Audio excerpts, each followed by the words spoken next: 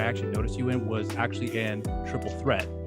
So Okay. when I had seen Triple Threat, I didn't realize you were in the movie at the time until I saw the death scene that you had, where you actually, because I think one time in the past you had mentioned that you don't think you've ever had a French line in one of your films that you've done with Jesse or any films in general. And I think that was one of the very first ones that I can recall where you had actually had a French line and where you died and got shot to death. Right. So I was actually surprised how very little you were in the movie, because I really thought that you were going to be a much more integral part in the film. The Chinese director, or not director, I mean the Chinese producer, or one of the producers, they cut a lot of my scenes out because I had a lot more scenes with Ron Smorenberg and us going into huts and stuff and killing a bunch of bad guys and stuff like that. And there was a whole dialogue in French where I'm talking to Smorenberg during that scene, and they cut that completely out. I don't think the Chinese producers got it, what it meant, because it was all like Legion stuff related. Right. And I think they just didn't get it, you know. Yeah, and that's one thing that, because I talked to Jesse before in the past last year. That's the very first time I spoke with him, and he, because I heard the story about how the Chinese producers were pretty much interfering with the editing process, and then pretty much made the film what it turned out. And it's still a good movie regardless. But I remember at the time when I first saw the film, like, I enjoyed it, but it just seemed out of place in certain sequences where some things didn't really mesh well with what was established before, and then how the film ended. I was like, something just seems a little off. And then once Jesse cleared that up with a previous interview, and then with our conversation, it made a lot more sense. And I was like, oh, well, that clears up the confusion there.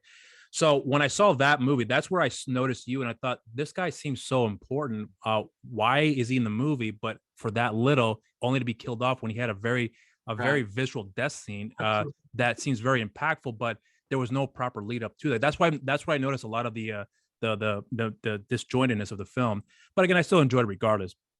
So then from there, I had started becoming more aware of Jesse's work, and then I started looking to more of his background with his movies. And the only thing that I don't recall that I did see that you guys had done together was The Doorman, which is, I know, the first film that he had directed with you as in star role. I hadn't seen that movie, but I did see Pit Fighter. And I hope you don't mind me being completely honest, but the first time I saw the movie, I didn't get it right away, because when I first saw it, I just didn't understand what was going on. And then that was another issue what Jesse brought up again. A lot of the producers interfere with the final product, and we got what we saw. So when I go back to watch it again, I was like, now it makes more sense. I can see where the disjointness kicked in, because I knew where the character journey was going. And then, and this is the thing, because I brought up with this to Jesse in the last year, because I had seen The Mercenary. The plot with The Mercenary and Pit Fighter were very similar. So in my mind at that time, this is before I did my deep research on Mercenary, which I didn't realize how involved you were with it. I thought that Jesse and possibly yourself were basically redoing Pit Fighter, only with, in a Legionnaire type of storytelling, if you will, because they seem very similar. So I thought, oh, maybe they're just trying to right the wrongs, but just do it in this story. That's what I thought it was. And then, of course, he shared the details about how you already had made the movie, and then some things along the way had happened where production had halted, and he chimed in and pretty much directed the film, I believe, in 16 days. Yeah, it was crazy. That the Mercenary character came about, actually. I was working on a graphic novel, Lamort, which was based on these characters that are passengers. They call passengers, and these people that they can die, but they can travel back to life on another person that is dying's lifeline. So that character came about from that graphic novel that I created for a company called Magic Leap Studios, which is a big AR VR company. And when big money came in, they became very politically correct, and they thought that the graphic novel was too violent and had way too much sexual, very explicit stuff, So they scrapped my graphic novel that I've been working on for more than a year. Was it ever released though? Because I don't recall finding it online, because I was actually trying to look for it. They never released it. They scrapped it all together from the schedule, because Google came in and Alibaba and all these big companies started investing a lot of money into Magic Leap, and they saw this thing that was up to being developed, and they said, this is way too violent for a company that is this big and all of that stuff. So I got kind of a little bit down from that, because I'd worked on it so hard, and I have the graphic novel and everything. I did everything on it, the drawings. I had friends doing it. So I said, I'm going to take one character, the Max character, and develop them into The Mercenary and do it as an independent film, use my life savings, set my wife down, we talked about it. And she said, you know what, Dominic, go ahead and do your movie. I don't want to sit next to you when you're 70 years old on the couch drunk saying, I could have, would have, should have. Yeah. Just do it. I don't care if we live in a van together, just do your movie. And I took her advice and I did the movie. And before we know it, Jesse and I started filming on it. And then Jesse got triple threat, where he had to go off to Thailand. Yeah. And that's where he invited you on the set, right? That's to be a part of it. Me and says, Dom, come and play a little part. And when we get back, we'll finish up The Mercenary. And that's what happened. That's how And so it's funny because Jesse was actually, because I heard you share the story on more than one occasion, but what I was trying to highlight about the lead up to him being a part of the movie, because I know that you were looking to have Jesse do the film in the beginning, and then his schedule didn't work out, if I remember hearing correctly. Jesse was doing back-to-back films at the time, and I had a different director attached to The Mercenary, because Jesse, he was booked. He had 3 movies lined up. He was doing back-to-back, the debt collector stuff and all these things. And I had a different director, and I actually started filming with that director, and I realized that the guy couldn't do the action fast enough. And we were burning to a lot of money, and I'm like, you know what? I'm gonna burn to all my money. A lot of that is my life savings, friends that would put money into, and in the end, I will not have a finished film. So I said, I'm just gonna wait until Jess becomes available. I started rehearsing, waiting for Jess to become available with stunt crew and fight guys and all of that stuff. And then when he became available, we shot that first mosque sequence from The Mercenary. And then after that went off to Thailand to do triple threat. And when we came back, we went back into rehearsal and then finished the movie off.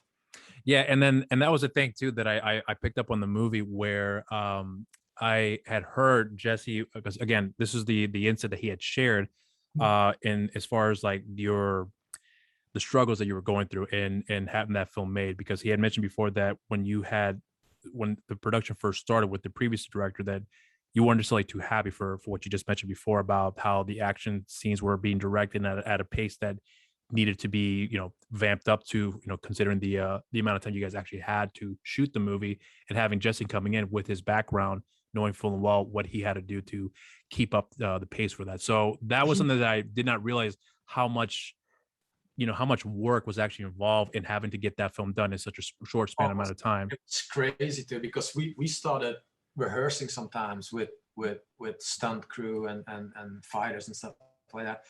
But then by the time it was time to start filming the movie, these guys would get big Marvel movies. So we would rehearse with these guys for the fight sequences, and it's understandable. People have families and stuff. They go off and work on a big Marvel film, and I had to start all over again with a new team. So it was very, very tough to get it done. But I was pleased by the end result, knowing how little money we had and how little time we had and all of that stuff. And I really think that only Jess could have pulled it off. I don't see anyone that, because people, it's tough to do good action and good martial arts on a small budget. It's very difficult. Yeah, and he was also telling me too about, considering the amount of time he had to prep for the movie, which wasn't a lot, that he wanted to bring in people that he had worked with before to pretty much just kind of get into the flow of things, knowing his his pace and his style of directing too. So everyone that was familiar with him didn't have to be too concerned about what else he needed me to do, because they already knew the gist of it. So when I watch the movie now, because I've seen it quite a few times now, I can see the cohesiveness where everything was put together, considering the amount of time you guys had. And it turned out really good. I still like the movie. And I actually like this one better because, like I said before, I looked at that story and I initially thought that was going to be like a redo of Pit Fighter, just removing the mixed martial arts aspect of it and just putting more the Legionnaire side of it here. Pit Fighter was such a battle because we had these producers that didn't know anything about martial arts or fight sequences.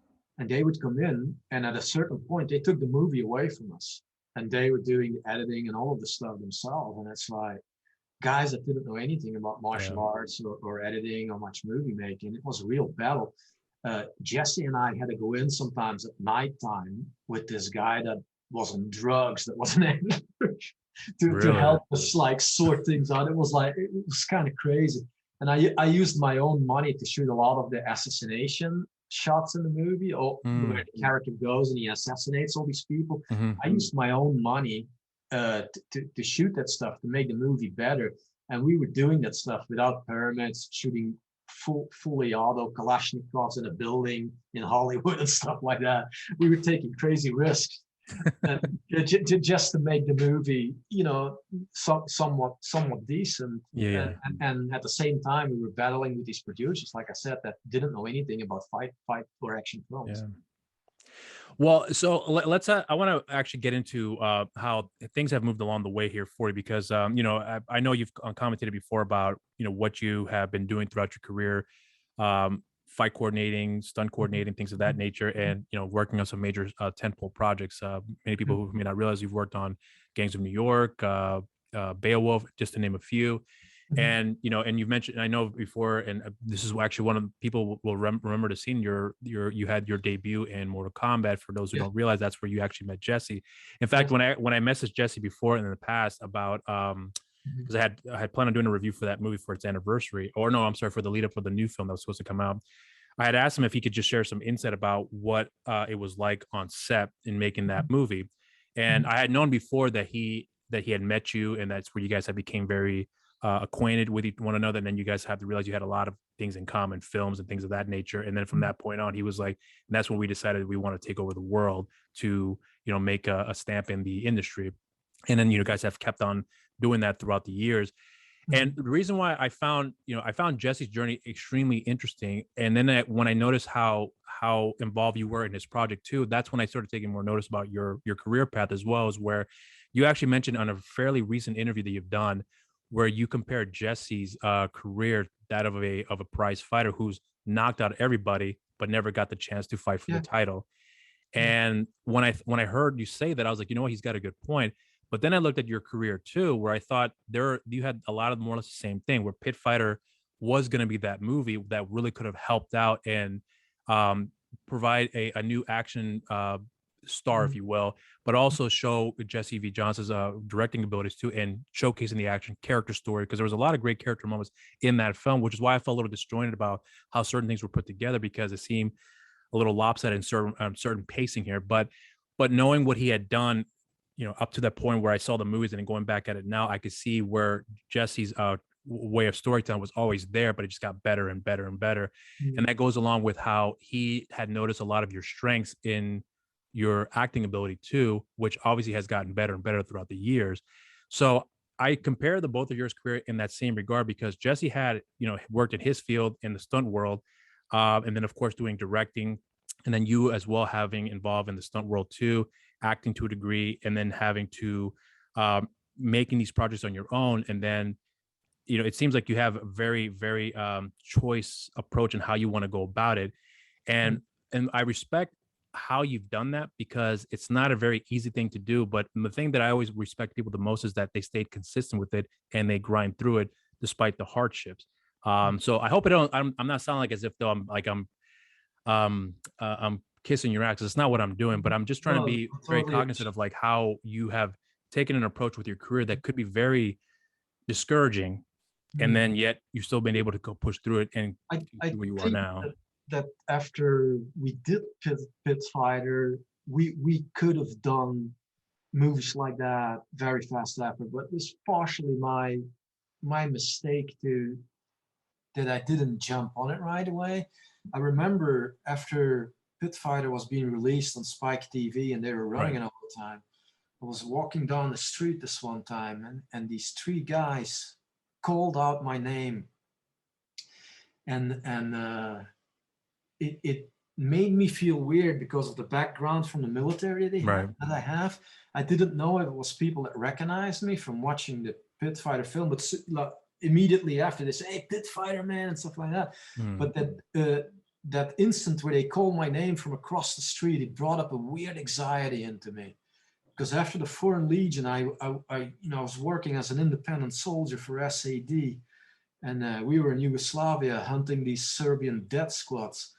And I always, in the back of my mind, I always had issues with a lot of the stuff that I've done in my past. And was thinking in my head. I'm putting myself out here now as an actor and stuff and becoming known. And I think that crippled me a little bit because I had real issues with anxiety for a long time. And funnily enough, when I do my acting, it helps me with that anxiety that I either got from the brutal past that I have, or the things that I saw. Because when I was a younger man, I never would have thought that I would get anxiety, or what American people call PTSD or anything like that stuff. I would call people pussies if they told me that. You know, Dominic, you're gonna get anxiety. I'm like, get out of here, you effing pussy. You know, when I was 25, that was my. But then when I got the anxiety myself in my 30s, I guess I was, and I realized it was probably from suppressing all of these things that I saw in my past, whether it was in Yugoslavia or the genocides in Rwanda or the stuff in Central Africa or in Chad. And I had lived such a high adrenaline output life, I think, at a very young age, that I didn't really know, because I was at the apex of testosterone and adrenaline rushes when I was in my 20s. By the time I was 30 some years old, I think it finally caught up with me, and psychosomatically my body or my mind started dealing with these things that I never dealt with. Because after the war in Yugoslavia, you know, I got out of the hospital. I lived in Thailand in a boxing camp for a while, and I was into extreme sports and skydiving and base jumping and all of that stuff. And I think I was looking to find that same high that I got from surfing the war zones as a soldier. And I never really found, because no extreme sport is the same as going in there and seeing your buddies losing arms and stuff like that. And I think that crippled my acting, because after Pit Fighter, I could have done a lot of movies. They might have gone straight to DVD, like Scott's, a lot of his early films. It could have been like that, but I also crippled myself a bit. But now that I have a family and I have almost a 2-year-old son, and I'm getting older, I realize that you just have to go for it in life. You can let anxiety or whatever your issues are, you can let fear control you. And I feared a lot of things.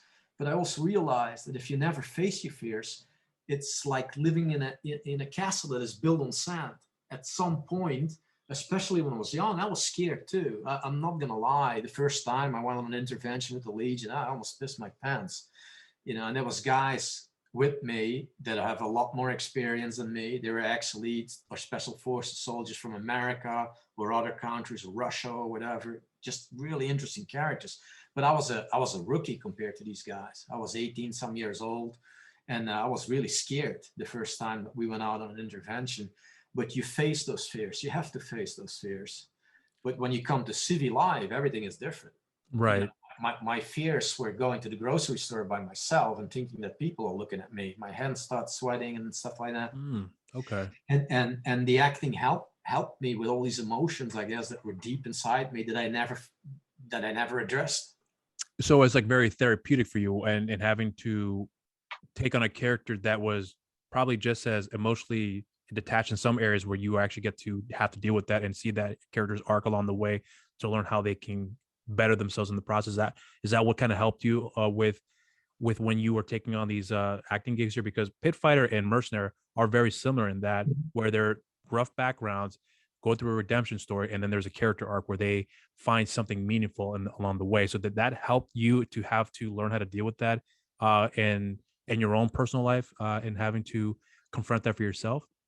It does. And what also helps me a lot is, like, I like writing poetry a lot about the evils I witnessed. It gives me an opportunity to I've seen that on your YouTube channel too.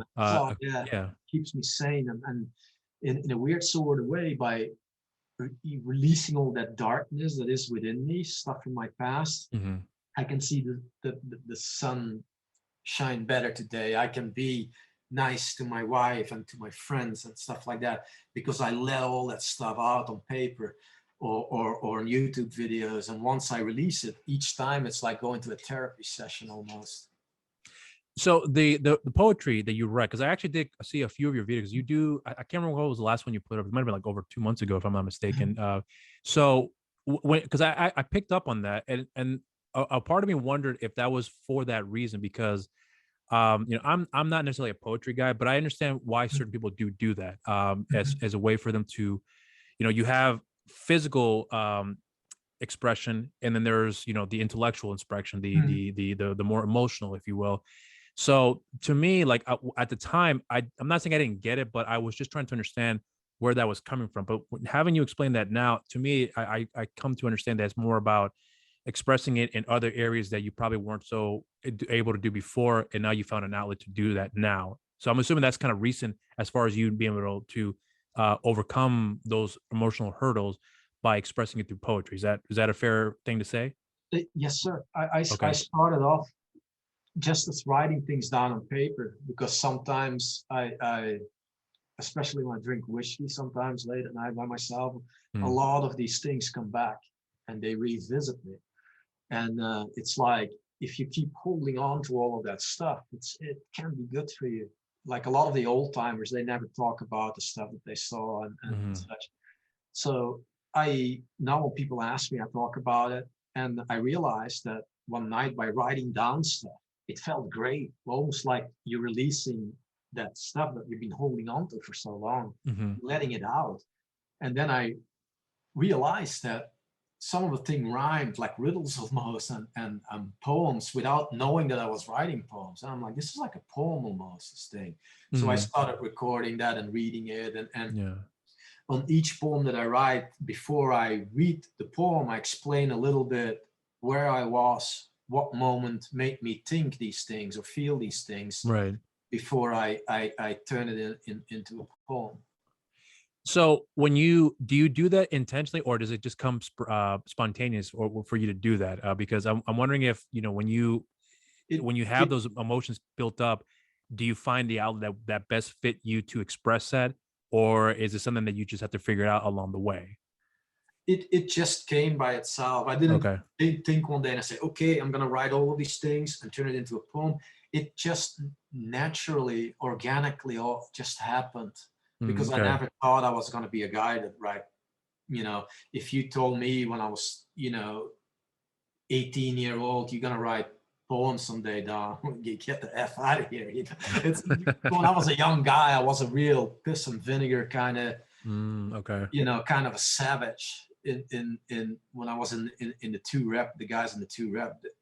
I when I talk to guys that are still alive and they're telling me about some of the crazy stuff that I used to do, it's like, that's not the guy that I am today. And I guess getting older makes you softer, maybe. But I was just doing crazy stuff. Like, one guy was reminding me that during a static line jump that was a little more than 300 meters, which is very, very low, instead of hooking in the musketon into the line that runs into the plane, when you jump out, it automatically pulls your back parachute out. And I handed that to the guy that's standing by the door, the jump master, and jumped out without hooking it up onto the line, pulling my frontal small chute right away from that short of the ground. That's just crazy stuff. And hitting the ground really, really hard and doing just always crazy stuff like that. Joining the Legion it came about by misfortune, because I'd broken my leg. Right. I had a bad fracture in my. It was from a kickboxing match, is that right? Not from a kickboxing match. I got hit by a car, but I was. Oh, that's right. Yeah, I was a junior practitioner and champion in kickboxing and Thai boxing and different forms of karate. And the doctors, they told me after this injury that I wouldn't be able to compete for 2, maybe 3 years with fights where they kick you in the legs with their shin. So I got kind of really down. And a friend of mine who was part of a special police force in Belgium, he says, Dominic, just when you heal up, come and teach at the police force. It's a good pay salary and all that stuff, because it's government paid. But I didn't see myself at age 18 teach, or for that matter, do a job that is 9 to 5 or anything like that. I always felt like, since I was a kid, I had this demon in me that was like a warrior spirit, because I grew up in a small village. My father wasn't a fighter or anything. They were normal people. And this is over in is it Wasmont, Belgium you're from? Is that correct? Yes, sir. Okay. Yeah. And I didn't really know what to do, felt really down, kind of was having a death wish. And I started reading up on elite and special forces, military units. And then I said, maybe I'm going to go to America, try to get my green card and join the military there. And then I started reading books on the Legion, and I met an ex-Legion guy too. And then I found out that there was a unit within the Foreign Legion that is called the 2 Rep, which is the Airborne and Commando and Special Forces Trained Regiment. It's the best regiment within the Legion. And they have guys from all over the world.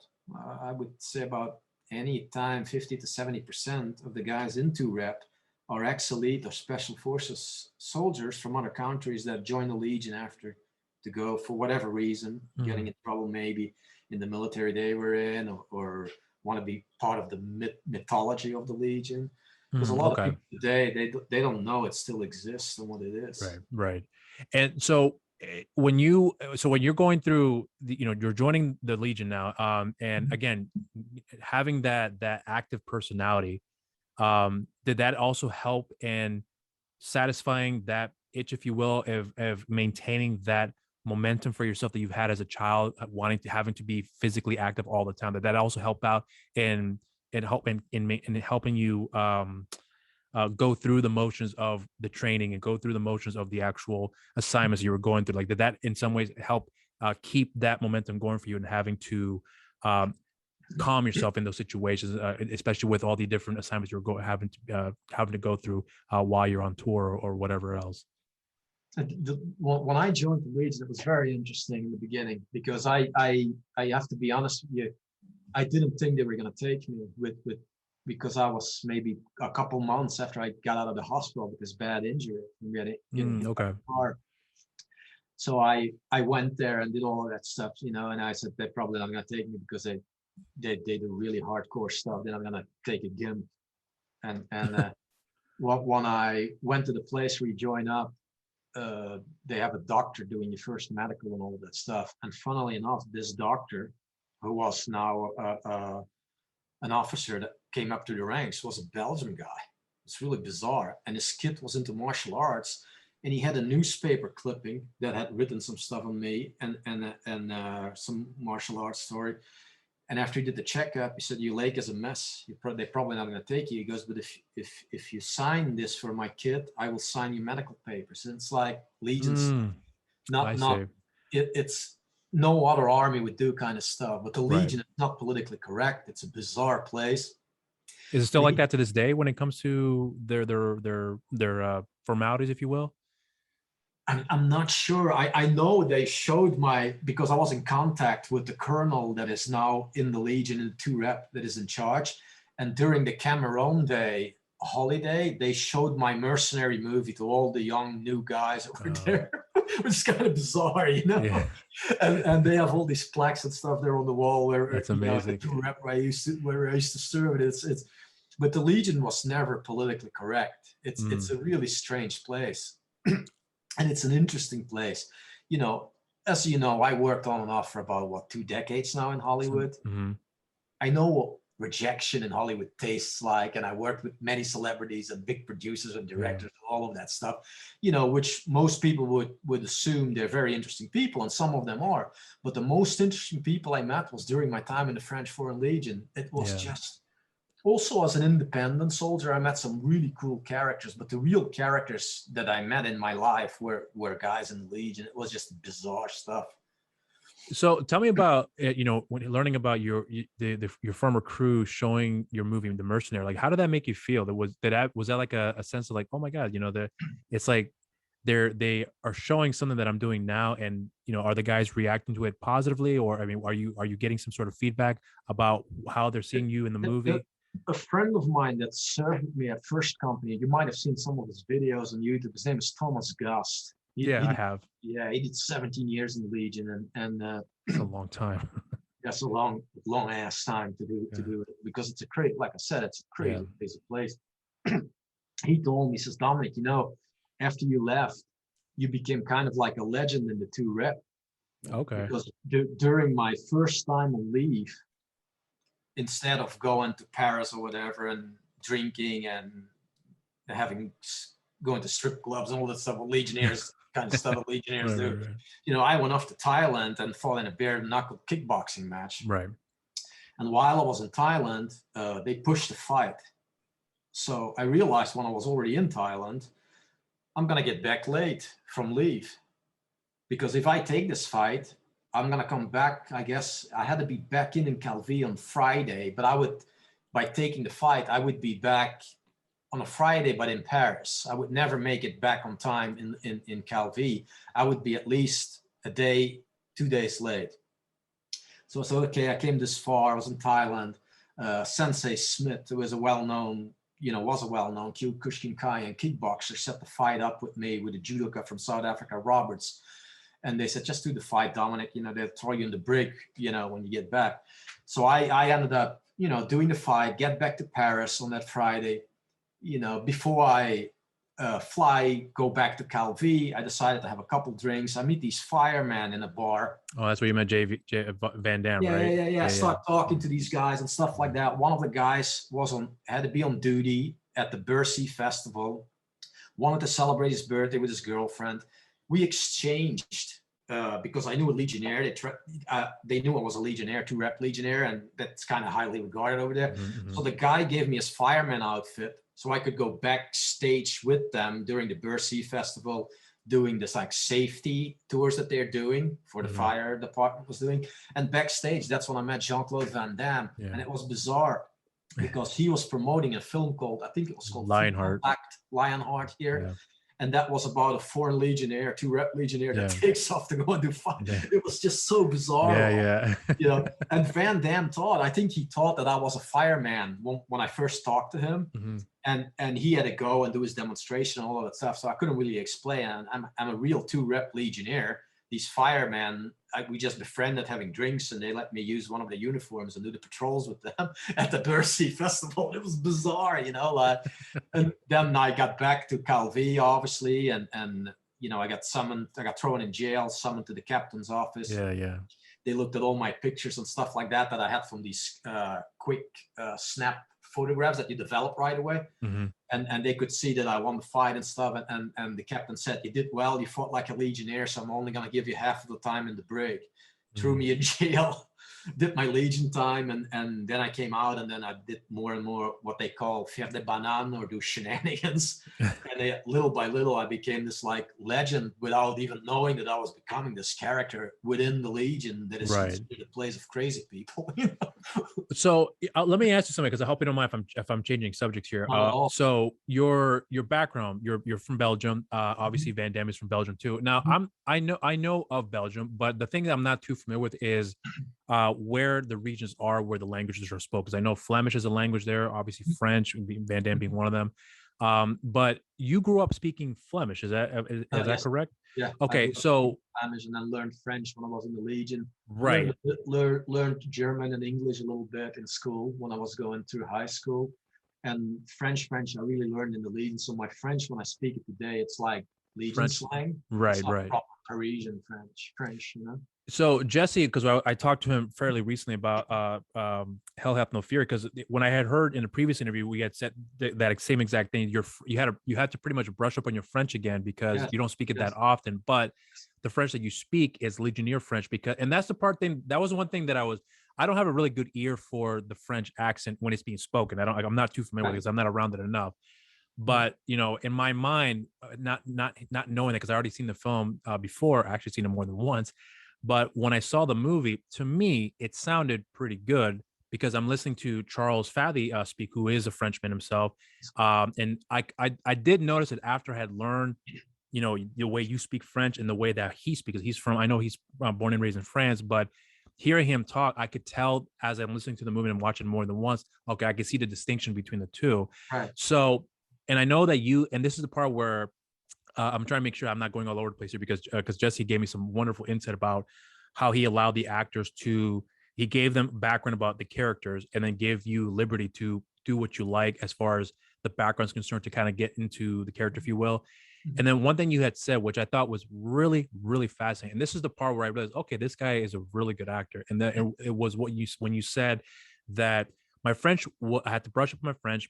I speak Legionnaire French, was mostly slang. So I figured, well, this guy, has served in the First World War. He must have been a Legionnaire at one point. Therefore, that's the reason why I speak the way, the French that I speak. So I thought that was very good when I learned that. And then I picked up on the language, on the film, how you guys speak with one another. So for me, I'm always curious about how, when you started working on the character, did you have to get assistance from Charles to help you with your French? No, was he familiar with the Legionnaire slang? Growing up in France, like how was that for you guys and having to work with each other, speaking the language? Yeah, he knew a lot about the Legion because he told me he had worked on a movie about Indochina War, which was French Vietnam, and dealt with a lot of Legion stuff, and he had learned about the Legion slang and all that stuff. But yes, Charles definitely helped me with my French to brush up on it. And as soon as I speak with someone that speaks French, it very fast it comes back. But when I read the character in the script, even before I spoke to Charles Paty, I imagined Clément as a veteran of World War One because of my age. He could have been a veteran of World War One, right? Then become a free French fighter, thus having a lot of combat experience and being a free French fighter during World War II. Because a lot of the free French, they fought alongside the British commandos to the SAS during World War II behind enemy lines. So it all makes sense to me that Clément could have been a legionnaire during World War One, fought in the trenches against the Germans. And then in World War II, he would automatically become a free French resistance Maquis fighter. Right. So now, I hope you don't mind when going back here a little further here for you about your background. So when, and this is the part that I'm curious if you can enlighten me with this. Totally. So Van Damme, being from Belgium, I understood that I think he grew up speaking it, but he's mostly speaking French because that was the region that he was from. So when you spoke with him, did you speak with him in Flemish, or were you already speaking to him in French upon the first? I spoke with him in French because I wasn't sure if Jean-Claude spoke Flemish. Okay. I might have thrown some Flemish in there. Yeah, because I know he understood it, but he doesn't speak it that well, from my call. But because he had two bodyguards with him too. And they're very cool because I was dressed in a fireman uniform, and there was another French guy with me that also had the French fireman uniform on, and we were just chatting. It was very loose, very relaxed. In fact, Jean-Claude gave me his phone number. He was staying at the George V Hotel at that time, and he says, give me a call and we can talk more and stuff like that, because we spoke a little bit about martial arts and stuff. And that next day I had to go back obviously to the Legion, but I spoke to him very briefly on the phone from the George V Hotel early in the morning and told him that I was actually a Legionnaire and I had to go back to Calvi. So now, and I'm curious now, when you being in the United States for such a long period of time now, because this, you obviously made a home out of here. Do you miss Belgium from time to time? I actually just got back from Europe. Okay. Because of this whole COVID thing. I have a young son that is almost 2 years old, and my father is in his late 80s. He hadn't seen my son yet. So I asked my wife before she goes to Japan with the kid if we could go to Europe and go into Belgium and show my kid to my father. And that's what we just got back literally a couple of days ago. I went to Belgium and to show the kid and spend some time with my kid and my father and my wife there. And then we spent some time in Paris before coming back to Los Angeles. Okay. But do you miss it though when you're here at times? When you think about, I miss the food. Okay. And obviously when you walk the streets in Paris, it's like you're walking inside of a museum. It's so beautiful. And then you come back to LA and you see these homeless encampments everywhere, which wasn't like that when I first came to the United States. It's just become like that the last 10 years or so. Yeah. So, I talked to my wife about it, whether we should have raised her son here or not, or maybe raise him in Europe, or my wife is Japanese, maybe in Japan. But my work is here, and since I'm a character actor doing the smaller parts and stuff, I want to give this a good push. And try to do my best for the next 10 years or so, and just focus on this acting thing. And I put a lot of time in acting school at Burke Studios here, and just really to hone my skill. And I know it's in me, and I just want to focus on doing that. Oh, I see. So when you and I hope you don't mind me asking, when you think, do you think in Flemish or do you think in English still? It's funny, you know, before I went on this trip, when I dream in English. Okay.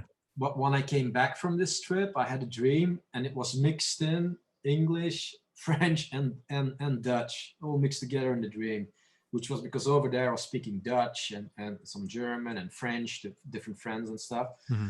And it's funny, once you start talking it again, once I came back here, even in my dreams, it started coming back. But before I left on this trip, like I said, even when I dream, I dream in English. I think in English. I contemplate in English. Right. But are you still fluent in speak apart from French, but Flemish, or in this case Dutch, because Dutch and Flemish are pretty much the same thing. I mean, is that correct? Yes, sir. Oh, okay. And the same thing with Afrikaans too. That's also virtually the same language. Yes. Okay, so when you're when you go back speaking with somebody in that respective language, is it easier for you to kind of get back into it, or the do you have to prepare yourself for that? It's pretty difficult, and you feel like your brain is going in overdrive because I'm translating to my wife. You know. But as soon as you get once you're there for like a week, it naturally comes back. It's like riding a bicycle. You know, once you know. Okay. You know, it comes back fairly quick. I see. All right. Well, so now this I'm hoping that we can get into a proper segue here with the movie, because here's the thing that I remember Jesse mentioned before last year when I first spoke with him. At the time, the project was top secret. He just mentioned World War II thriller, and that was the extent of what I knew about the movie. And saying there's gonna be some familiar faces, and I was like, okay, this should be exciting. And obviously, when I saw the trailer, I was like, okay, I see where he was going with this. So when I saw the movie for the first time, to me, this, I think, is actually Jesse's best movie that he's done, since Avengement.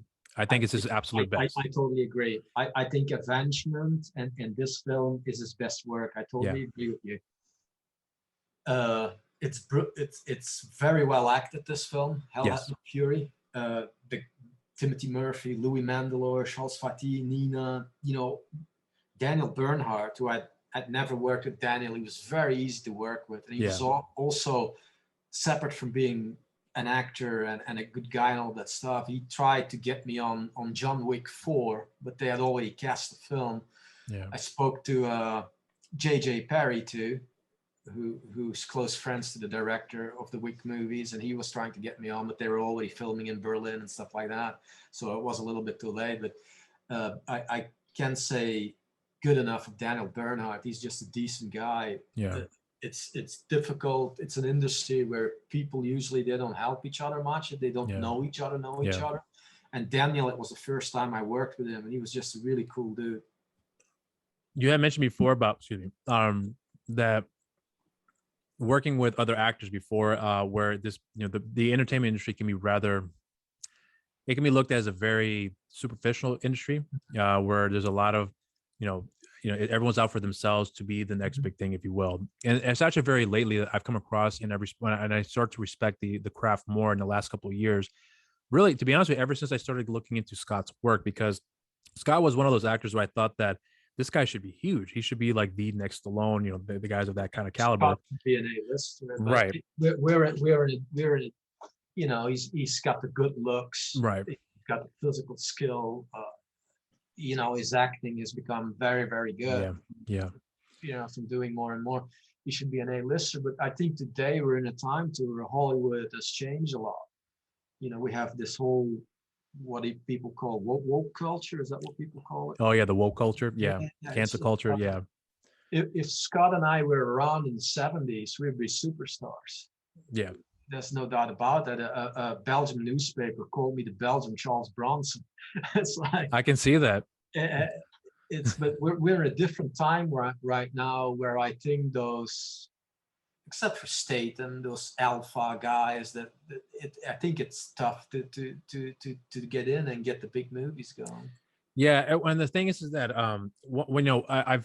I've grown up watching movies, and I'm a big fan of the industry, but what I became more of a fan of lately, and it really did start around my introduction to Scott Adkins, where I was like, how come this guy is not? Because he was the guy that I looked at. This guy should be, as mentioned before. But Scott has the looks. He's got everything. Right. I totally agree with you. He's like when Jean-Claude was young. if Jean-Claude came here today, I don't think he would have made it to the level that he did in his early career. No, I agree with you on that. It's different times right now in Hollywood.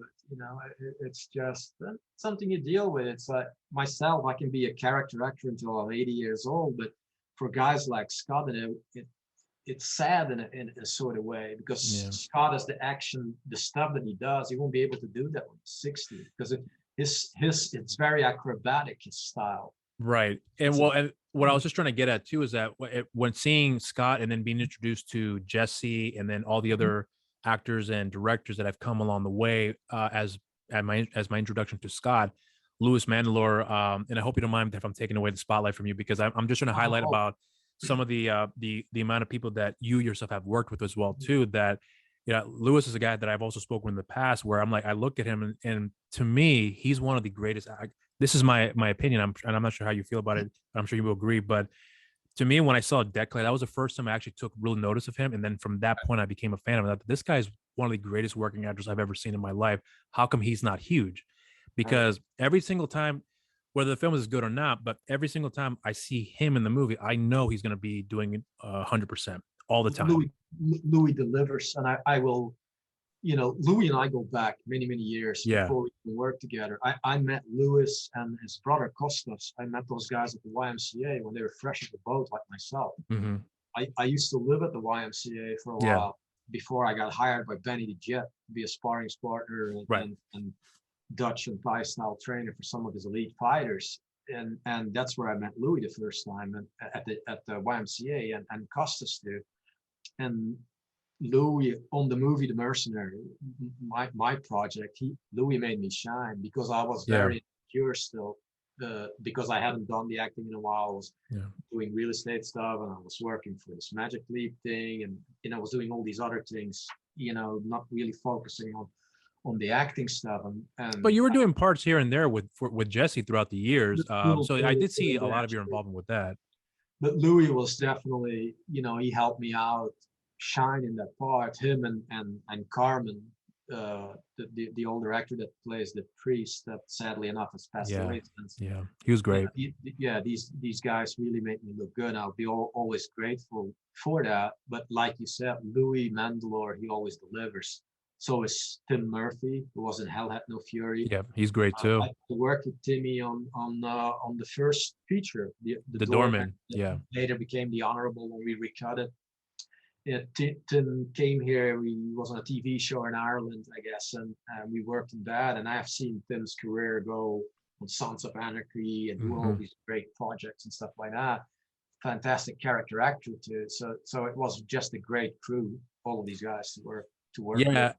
And old family, Yeah, and that was the thing too, because that's one thing about, and so I'm going to go right back into the movie here, because that's one thing about Jesse that he had brought up before about wanting to make this movie, because you guys had shot this last year during COVID, when COVID was at its heights, and Jesse had gotten, he said what he wanted to do was that he wanted to work with people that he had worked with before, so that way he doesn't have to worry about bringing in an actor that may not be familiar with his method, and work with people that he knew he could trust. And then secondly, he knew that he could give them the freedom to do what they want with the characters, because he knew that they would be bringing it justice. Right. So when I saw the movie for the first time, as I mentioned before, I think this is his absolute best movie he's ever done. And I really do mean that. I do totally agree with you. And then when I saw, because he was highlighting a lot of actors too, he was mentioning about Nina Berg, who I think is great in the movie too. But honestly, oddly enough for me, Nina definitely is a star. But I was actually more focused on some of the other characters. Your character, Clement, George, and then you also have Von Brunwick, and of course the four soldiers. And Nina's character, Marie, was definitely the forefront. But I told Jesse, and he actually kind of like gave it to me straight to about why he approached it this way. I told Jesse my only real complaint about the movie is that it's way too short, because it's 90 minutes long. The reason why I say is because, and I understand why he did it, and I do agree with him, but there's that part of me, because I love what you guys had done with these characters, that I wanted more. That was to me, it's considered a positive, but I was like, but I want more. But anyways, the point I'm getting is that seeing what you guys had done with the characters, we definitely do get more of a background with your character, Clement, who is um he was someone who's still, for lack of a better term, whose cheese fell off the cracker, where he's not all in the head just because he had this obsession with Marie, creating this story, and she's like completely disregarded, not knowing who he is, other than the fact that he was part of this resistance. But that was the extent of her relationship with him. And then you have the relationship with George, who is someone who's trying to bring the realism that, you know, this girl does not care who you are. You don't, yeah, don't you see that? And you're like, no, it doesn't more. You know, I'm gonna save her. I'm gonna do all these things. You know, you're like really putting it out there for yourself, almost to the point where you're willing to die for, almost in vain in a lot of ways. And I get where your character was coming from, but what I wanted to know more about is how it got to that point. Right. You know, your first introduction to her, like that was where I wanted to see more of the character's background, about how everything got linked up together. Because and Jesse brought up a really good point. Leave the rest for the audience to put it all together in their heads. And I thought that's a good point. Right. This was the only thing that I couldn't relate to with Clement, because like the Clement character, he'd been to war and all of that stuff. I could relate to all of these things. I couldn't relate to him being a man and all of these things. But him, you know, being so very much in love with Marie, but it's a one-sided and unanswered love. That for me was probably the most difficult thing to act out, because in real life, I never had that. I was, even when I was a young man, if I liked a girl and I see she wasn't into me, I move on. I don't ponder on it. So that was the most difficult thing, because in real life, I never felt the way Clement feels for this girl. Because he's head over heels in love with Marie. Marie, she's just in a cunning way using him to get to where she wants to go. That was for me, I think, the most difficult to grasp what he was feeling. Well, how did you get to do that, for you to be able to deliver that part of the character's psychic, if you will? Because and I mean this when I say I believe every step of the way of this character, when it came to, because there's a naiveness about him, but because of that naiveness, there's also very innocence about him as well too, with how he's interact with the soldiers, you know, looking for a cigarette, and then I forgot Tim Murphy's character's name off the top of my head, but he came out and gave you a cigarette, and then your reaction to like the little nuances like that I picked up on. I was like, he's like a kid, right? He's just like a kid, almost he's innocent when it comes to love, even though he has all the scumbag experience. And I guess to some men, love can do that. To this point, but I think I think for Clement, I think it was also maybe lost a lot of his friends. Maybe during, you know, when I analyzed the character, you know, maybe he lost a lot of his friends in the trench fighting against the Germans during World War One. And then when the brother gets killed, maybe that unhinges them all, and he just falls to pieces like a wet card game. Yeah, and you know, one thing that I actually thought was really funny, I hope this is spoiled for anybody here, but is when you actually killed one of the American soldiers, and you know, they have a really nice conversation, they're getting along, they're you know, they're connecting about jazz music, New York City, and then all of a sudden you just show up out of nowhere and just kill the guy. He's like, why did you kill him? He's like, I had no time to think. And I was like, that is so funny. I mean, it's a very, I understood the situation. I get why you did that. You know, you don't want to take chances. I get that, but it was like, it's so funny to me, because once you had done it, you're like, sorry. So and Joseph's character is probably the nicest guy in the film. Right. When it comes down to it, he seems like an honest and the more likable guy, because he doesn't agree neither with what Louis' character and Tim's character are doing. He doesn't agree, and Luke's character, he doesn't agree with all of that stuff. So he's just along for the ride because he's a soldier and he happens to be there. So yeah, it's funny that in the script when I read that, I said, wow, he's getting killed off like this, and he's probably the nicest guy in the whole film. Yeah, and I thought that was hilarious, because I mean, like I said, the interaction after the fact between you and George, that's when I really saw, okay, so I can see where the relationship's at between the two characters, and then it carried on that way too, without getting to spoilers here, because this interview actually come out before the film's release here. But I looked at a lot of old pictures from that period of time, and a lot of these guys, especially the guys that were the tunnel rats, they were kind of disheveled and dirty and stuff like that. And while I was doing this, I wanted to stay dirty like those characters. So I almost smelled like a tunnel rat. And as I said, I looked at a lot of pictures to see how these guys looked and stuff like that. Some of them had beards, and yeah, I just did my research on it and try as much as I could to become the character, get into the character. You actually were put through the worst of I would say almost out of everybody, where you were obviously underground, because there's a scene, plenty of scenes where you had to go underground, Right. going from one spot to another, and then coming out from the ground. And there was actually behind the scenes footage that Jesse had posted on his account, where you had come out from on the ground and then you're spitting out the dirt. And I was like, why is he? I remember, and then he pointed out, like, it's just chocolate, powdered chocolate that you're spitting out. Right. I was like, wow, that's amazing. I didn't know those little tricks here and there, but to Jesse me, like, always, he pushes the envelope. Yeah, he knows he can get away with pushing it, because in this film I got buried, under all the dirt. It was really hot in there, remember? I got shot in the forehead and face with 2 Zerks. He told me that too. I'm really close, and I had lumps the size of eggs on my forehead and in my face. I got whacked on the head with a prop, because we were going from one place to the next so quickly. And one prop looked like a rubber prop, but it had a metal pipe inside. and Nina didn't know when she picked the prop, because it looked like a rubber prop. And in the scene, she whacked me on the back of the head, like with all the might she could. And it was the prop with the pipe iron in it. Pipe in it. Yeah. Used to close up, and that rang my bell really good.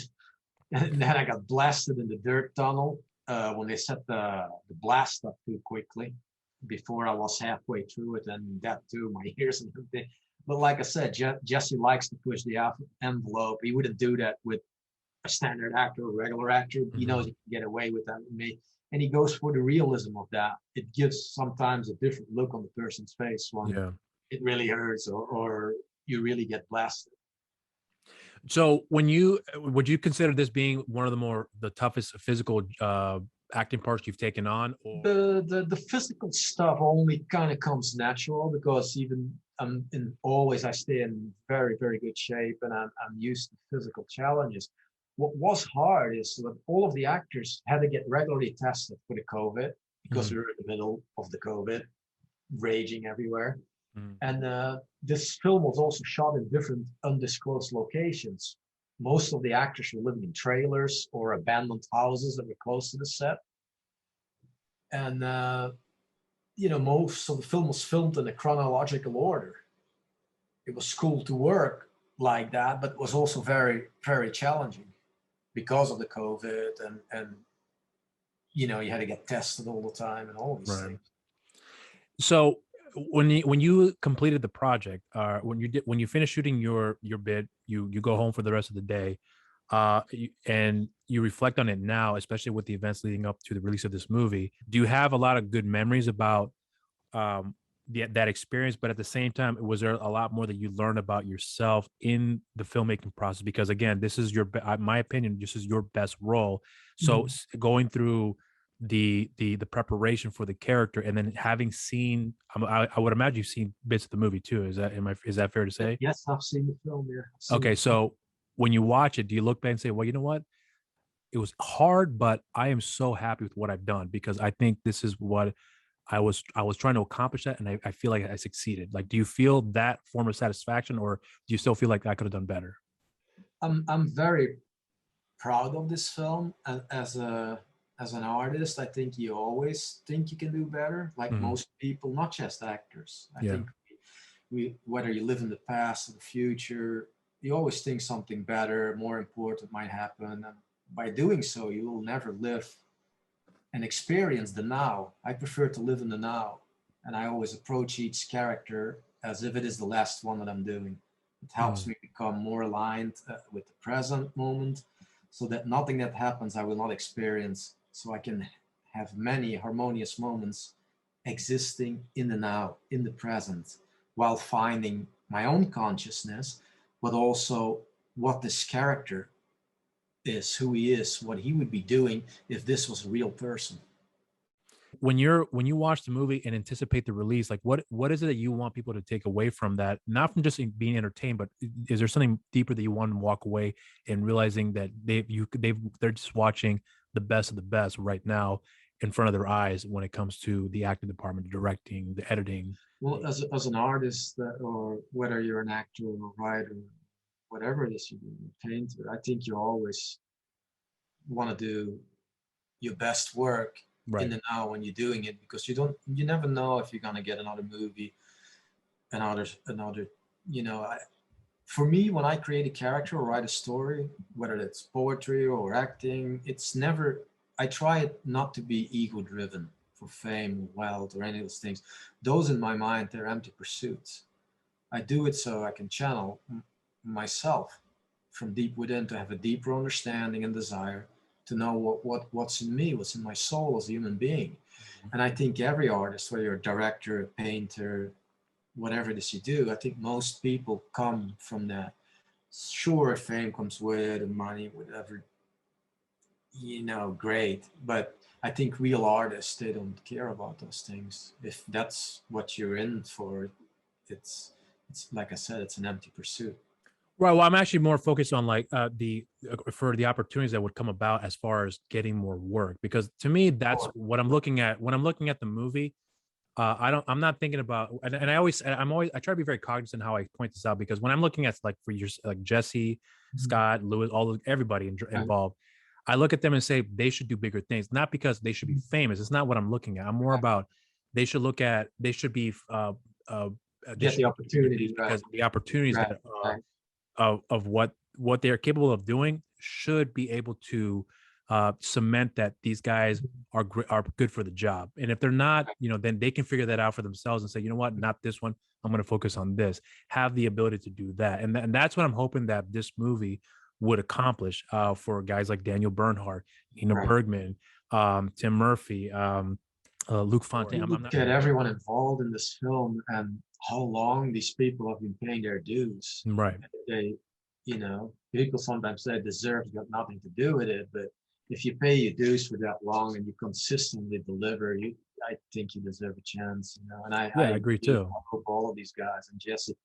Yeah, and to be honest with you, it's mind-boggling to me that Jesse hasn't directed $100 million studio film. The guy obviously has talent. If he can do what he does with all the constraints that he has, imagine what he could do with a real studio budget. Yeah, create a masterpiece that people talk about 50 years from now. I agree too, and that's the one thing about this movie. When I heard Jesse getting into it, you can tell even last year when we were talking about this that he was very, very excited for this movie. Mm-hmm. And here's the thing too, that I've said this before, and I hope whoever listens to it doesn't mind me repeating it again, that when I hear the stories of what Jesse, yourself, because you have countless stories of major hardships during productions, Lewis, Scott, you hear the stories that a lot of these guys go through in making a film, and sometimes it can be very detrimental for the actual filmmaking process, where some things that should have worked out didn't work out, or things that you prepared for, something else comes along the way that completely stalls that whole process. Right. But yet the final product doesn't show any of that at all. Like, it shows something that in some ways is almost superior from the previous work that's done, but the filmmaking process was very, very difficult, but you can't tell that. And to me, that's a testament to everyone that's involved in that making of the film. Jesse being an example of that, because I know he had a lot of trouble with Debt Collector 2. And then, we hear films of where Scott is making movies where he's, injuring himself along the way just to get the film done right. And he's willing to exert himself in that regard to the point where people say, you got to stop, But anyway, so it's like perfectionist, I've seen the guy when he's, I can tell he wants to do over and over and over, even when he's injured. And, like we said earlier, he should be an A-lister. He should be doing the stuff that the guys like Jason Statham and all these guys are doing, because nothing against Jason, but Jason isn't a martial artist like Scott is. Right. Well, I mean, again, like it's just that I'm just trying to highlight that the Jesse, yourself, and all these other guys, when you see what the final product comes out, and despite the hardship, it's what's interesting for me, and what's actually very fascinating, is that they're willing to go through it all over again to make the next best thing. You know, whether it works out in terms of like people being aware of it or not, they still have that same passion. And that's something that I don't think you can't fake that, in my opinion.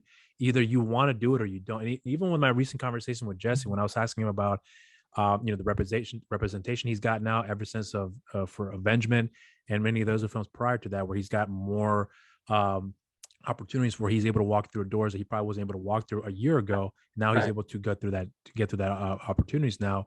But even he had said in that same exact conversation that, but if it doesn't work out, you know, brother, I'll be the first guy to be right back to working on those, you know, indie projects all over again and continue grinding. And I was like, wow, that is a really honest answer.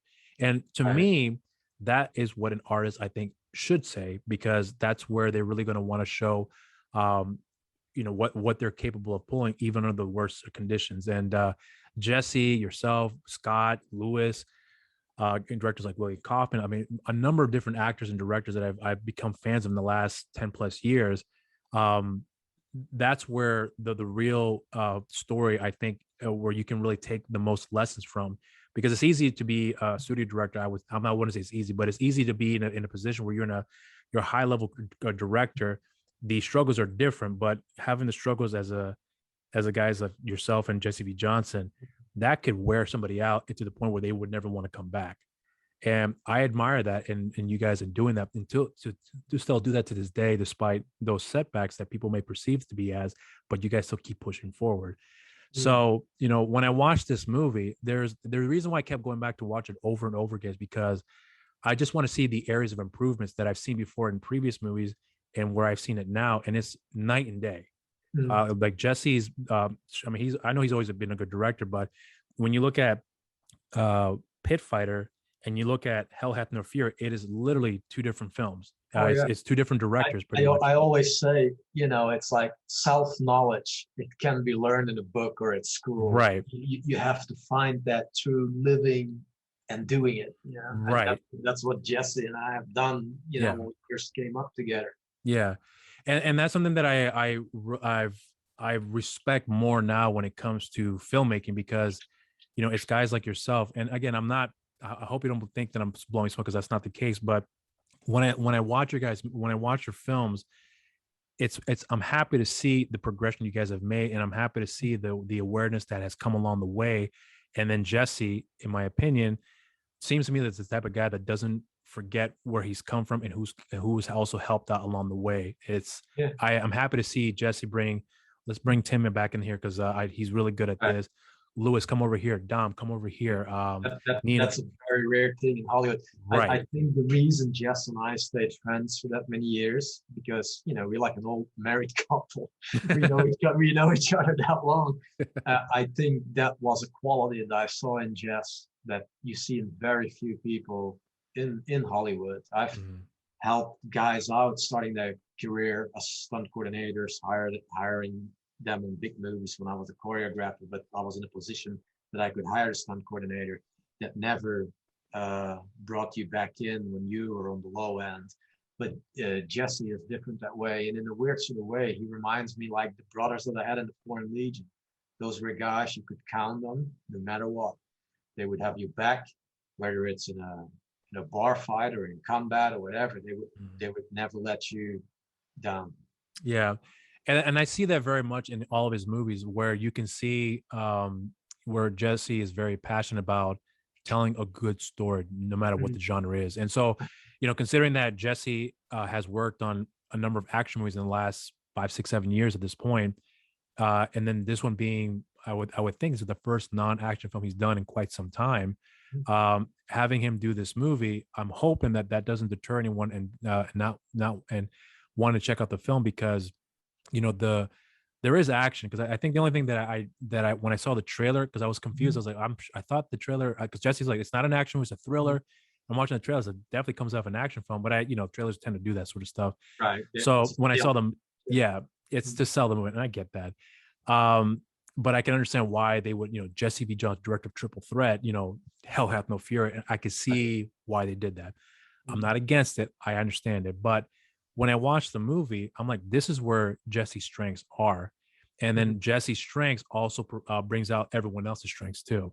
So Jesse had pointed out to me in the past about you. He's like, Dominic has a certain look about, a certain charisma about him that I want to find in showcasing people what he's capable of doing. I saw that in Mercenary.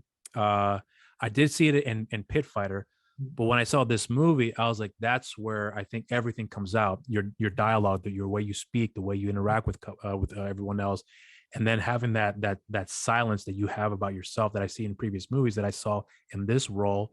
But you've also come out of your shell in certain scenes where you probably weren't. I wasn't used to seeing you before, but it seemed so natural to me and how you were able to pull it off. So that's why I believe when you said before that this is your best role, I agree 100% because it almost seemed like a flawless performance in my opinion. Right. So I'm not sure where if you can indulge on this here because I'm sure there might be some things you may not be able to talk about here, but there's a few things that I did come across here a while from an interview you have done where you were at one point talking about doing Mercenary 2 in 2020, but obviously COVID happened and other things along the way. Is there still talks about that at this time, or is that all on standstill until further notice? There's still talks about that. We're supposed to have a meeting with the people from Redbox regarding a Mercenary series too. And we have that's the French Legion show that you're talking about with Jesse. Is that the same one, or is that something separate? Yeah, that's the Mercenary. Okay. Would be as the Mercenary Part 2, because what's never explained in the original Mercenary film, when the Max character get his throat cut, he actually dies there. Yeah, I heard you say that. When you see him walk to this like burned out field and stuff, that's him walking through hell to purgatory. And then he comes back when the priest finds him. He traveled back on a junkie's lifeline that is dying from overdosing, and he morphs into the junkie's body when the priest finds him. And that's never explained in the first story because he's part of these old groups of people that are called passengers, and they can die a certain amount of times. But if they die at the same time or get killed and someone else close by is dying, in those last minutes of that other person's life, they can travel back on that person's lifeline and then morph into his body and get another life. Because the character Max, he's 170 years old. And the reason I created that character originally in the graphic novel is so I can visit all the famous Foreign Legion battles. Because the Max character, during his lifetime, he marries a woman, he has kids and all of these stuff. Yeah. But the woman gets old and the kids get old and they all die. And the only place that he feels at home is going back to the Legion. So he rejoins the Legion each time. And by doing that, we can explain all of the famous Legion battles with the same character being a passenger. Not quite an immortal, but he travels back on other people's lifeline that are about to die. It's very interesting. And was that supposed to be part of the series, or is that more of the sequel directly for the first sequels as single-handed off films could be part of the series? Okay, so but what's the status of the series right now? Is that all separate talks, or is that kind of all part of the same meeting that you guys plan on having? That's all part of the meetings that we're going to be having with all these people in the future. Does it look like it's a promising thing that could potentially happen? I hope so. It's the Mercenary was the top 5 rental for almost a year for Redbox. Yeah, it's doing very well to streaming on Amazon. So there is possibilities there. I watched it quite a few times. It'd be almost natural to make that into a different films or show that they can stream. It reminds one of us doing the when I decided to do the Mercenary character Max that came from the novel as the graphic novel as a film. I started studying a lot of my favorite Japanese actors. I started watching Toshiro Mifune a lot and how he moves and stuff. Yeah. And I started watching Tatsuya Nakadai from Sword of Doom. Oh, I can see that now. Okay. Stillness and all of that stuff. So when I watch the movie, I see those moments that I took from those guys. Yeah. Those guys that inspired me as a kid. Yeah. And when I watch The Mercenary, I can see them in a weird sort of way in my movement. Yeah, I actually pick up on it now that you mentioned that. Okay. Yeah, I had a great opportunity to meet Tatsuya Nakadai. He's like a Japanese Clint Eastwood to me. You know, I had an opportunity to meet him at the Japanese Film Festival, and my wife went up to it and spoke to him in Japanese, and he ended up signing my Harakiri poster. that I had since I was a kid, which was fantastic. You know, that was real like, wow. It's like, I had no words. I didn't know what to say. But my wife, she chatted with him in Japanese and he signed the thing for me. And I was like, wow, that's very, very cool, because I grew up watching all of those samurai movies and, you know, the old spaghetti westerns with my father and stuff. I love those films. You know? Yeah, it's that Seven Samurai, Yojimbo, Sword of Doom, Harakiri, all of these films. I watched them so many times when I was a kid. Also, a lot of the spaghetti westerns, Clint Eastwood, Charles Bronson. I loved all of these films, but I also watched a lot of the old French movies. Like I told Jesse when we were working on Hell Had No Fury, I told him, Jess, if you ever get a chance to do a remake of The Hunchback of Notre Dame, I would love to play that character. You know, really? Yeah, I would really get into that, and you know, that would really be challenging for me to do. What about that character that what interests you want to do it? Like what is it about him that makes you take on that approach or that challenge, I meant to say? Is it the physicality or what is it? After I left the military, I kind of felt like an outcast like that, like you don't fit in everywhere, you don't belong. And for a little time after the Legion, I went back home before working for SAD, NATO, and I felt like I didn't belong in the village that I grew up anymore. I guess a prisoner must feel the same way, or someone that's been incarcerated for a long time. If they come out and they hit the streets again, I kind of felt like that when I left Camp Rafali in Calvi on my last day, and I looked back, and it's like there was very deep emotional stuff going on, because I was planning on signing up after my 5-year contract with the 2 Rep. But when I saw some of the stuff during the intervention in Rwanda, when we took all the foreign nationals out that worked for French companies and others and doing that, saving their lives, but we had to leave the locals behind because they weren't French citizens or Canadian or Swiss citizens or whatever. And those were people that worked with these people that we took out of the country to save them for many, many years, but we were ordered to leave these people behind. And that really affected me, that we took the foreign nationals out, but we couldn't rescue the locals who we knew kind of were gonna get murdered once we left there. And that was the reason I didn't re-up my contract in the Foreign Legion. You know, it's like,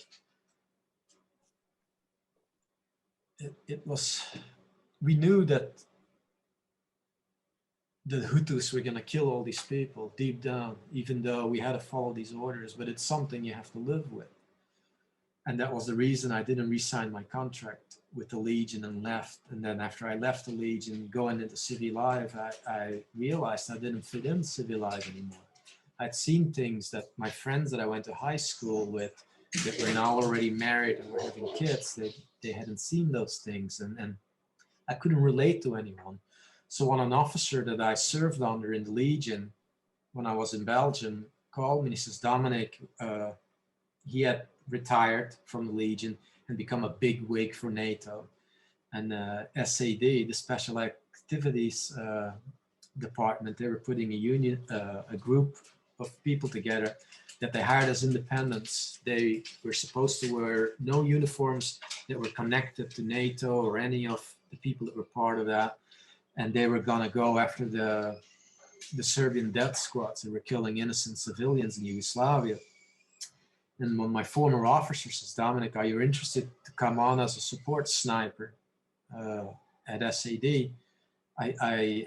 When he explained to me what the mission was going to be, I signed up for it and did that because I felt like among these guys I belonged, even though I was an independent now. Most of them were still ex-legionnaires or other special forces guys that now were working for SAD. You know, when I'm hearing you share that story, I'm looking at your facial expression, and it's quite obvious that it still bothers you of what what you have experienced there. Do you when you I know you before you mentioned that you had suppressed those thoughts about not having to confront those and reflecting on those times. Now that years have gone by, it seems like you handle that a little bit better, where you're obviously more open about it now. You're talking about it, and it almost seems as if though when you're telling these stories that it's like not I'm trying to be very careful how I say it's like you're sharing it, but I almost feel like there's a reservation behind about wanting to share it. Is that a fair thing to say when you're expressing when you're telling these stories? When I like when I tell my story, I never go into detail. Right. I can only do that in fictional stories. Sorry, that's my Weiler sneezing. It's okay. I can only do that in fictional stories because some of the stuff is so out there that people wouldn't believe it if I told them some of the stories and some of the things that I saw. But when I tell it in fictional stories, it's still a way of telling, even though I tell it in a fictional story, but it's still a way of letting it out. When I tell the story as I did this or that, I never go into details because I also don't know how people are going to view me as a person, having seen. Like we were, I was part of the 4th Company, 4th Section, and 2 Rep during the intervention in Rwanda. Right before that, we were stationed on the Central African continent. We were on a mission to capture poachers. From that, we were called in to intervene when rebels of the Lord's Resistance Army were trying to take over the capital. They were led by a guy called Joseph Kony, who later became famous for kidnapping kids and using them as child soldiers whose parents he murdered and stuff like that. And he was known for eating body parts and livers and stuff like that of his enemy. When he was trying to overtake the capital of Bangui, we were there to suppress that. And that's when we were called in to go to Rwanda. When stuff was going down in Rwanda, we took over and secured the international airport. We were supposed to parachute on the international airport, but Hutus had already taken over. So we drove our plane and opened the back of the C-130, and we jumped out going really slow. Some of our guys got hurt pretty bad. And then straight away, we took over the airport so we can round up all the foreign nationals. We were ordered to evacuate and also immediately secure the international school in Kigali, where a teacher had been raped and killed by Hutu rebels in front of the class. We saved all the kids. We did that job in less than 10 days. When the Legion left there, the Belgians, they summoned in a company of Belgian paratroopers. And 10 Belgian paras, when they were trying to save a person that was going to get killed by Hutus, they also got captured, the 10 Belgian paras, by Hutu rebel soldiers. And they cut their Achilles heel tendon, so they couldn't run away with the machetes. And then they castrated and killed all of these guys, some of them choking on their own genitalia. So that kind of stuff was going on. And then after, they sent in the blue helmets and these peacekeepers and all of these guys. And these guys were just, pretty much standing around on one corner, when on the other corner, people were getting murdered by the rebel militias. If you imagine that, the Interahamwe rebel militias, in 100 days, those guys killed 1 million Tutsis, and the world looked the other way. And it's like, we were there, with the rep. We were sent right after that to Chad, where a civil war was breaking out, and Habr's militias took over N'Djamena, and later on, Idris Deby unseated Habre, and the 2nd rep was there to control all of that stuff and to disarm the militias that fought alongside him. So it's like, we go from Rwanda to this place, but in the back of my head, I'm still thinking, we left all these people there following orders, because at that time I was a team leader corporal on the sniper team in 4th Section, 4th Company. But it still weighs on me, because we saw some of these people when we took the foreign nationals out, going on their knees, begging us to be taken out to, but they didn't have passports. And even, because they were locals, we could have taken them if that was me as an officer on the military planes. You don't need passports in a military plane. But knowing that and how that weighed on me over the years, wow, I was following orders, but at the same time, this was going down. And that was the reason I didn't re-up in the Legion. And I later became an independent soldier. So I thought I could fight for ideals that I believed in, really to help people. I wasn't like some of the guys, a guy that liked killing people or stuff, because we had those guys too. We had guys that come to the Legion from elite or special forces from the US, or you know, there was a Russian guy that was a former Spetsnaz guy that was in the war in Afghanistan. There was a Mujahideen too that I served with that came, 2 friends, and joined the Legion after fighting for 8 years against the Russians during the Russian-Afghan war. It was just interesting individuals. But everyone comes to the Legion for a reason. Some for monetary, some like myself because I had a death wish and I had problems in my life in city with the accident and stuff. And then you have the crazies that serve in elite or special forces, and they come there because they like killing people. Yeah, you know, when you're sharing this here, I know you mentioned before about how you don't want people to perceive you in a negative light, considering what you have gone through, what you have done, and you know, this is the reason why I wanted to talk to people. It's one thing for me to discuss with someone about, you know, what they're promoting and what they've been in, and it's nice to talk about that stuff. But in reality, what I really also like to do too is really get to know the person as far as who they are, you know, and that's why I always ask in the very beginning, you know, what do you want me to avoid asking? Because I mean, I understand there are certain things that people don't want me to get into, and I respect that. But at the same time, I have a feel for where the conversation can go, because if I'm going to get into something with somebody, it is nice to have that free lane to be able to get into that and discuss with them about some heavy subject matters that may be too tough to talk about or very difficult to even listen to. Mm-hmm. And when I'm hearing you share these stories here, it's very difficult. I'm not going to lie. It's very difficult to hear these things because, you know, I live in an environment where I don't see that stuff at all. You know, I'm a very, you know, for lack of a better term, a very sheltered person. Like I don't see violence like that at all. It's something that I'm always now very careful when it comes to when I say I love violence in movies, because I do in films, but not in real life. You know, there are certain things that I believe may work well on movies and that does not translate well in real life. But when you hear someone who is in that industry and then they share their stories and give them a much more deeper insight about what they've been through, that to me is more important than, I mean, I love the filmmaking process and I appreciate it, but that to me is more important because that shows me where the person came from and where they are now and how they've been able to adapt and how they've been able to evolve, learn from that, and then learn how to deal with that as time has gone by. Because like I said before, when I looked into your background, you mentioned more about your poetry that you've read, that you've written and you share. I've watched 3 of those videos that you've talked about that you're mentioning there. I've listened to that, but not necessarily, and like I said before, it wasn't that I didn't get it. It was just I was trying to understand where that was coming from because there's a story behind what led up to that. And that to me is the most interesting part of the character of the person's journey. So what I think you've done here, I appreciate that. And I hope that, you know, with someone listening to what you just said right there, can learn a lot about you as a person. And then as a result of that, appreciate what you've been able to share, because I don't think I'm not going to pretend to understand what that feels like, because I've never felt that way, but I can only imagine that it could be very difficult to share that and open up to someone and at least do it in a platform that, you know, many people can watch.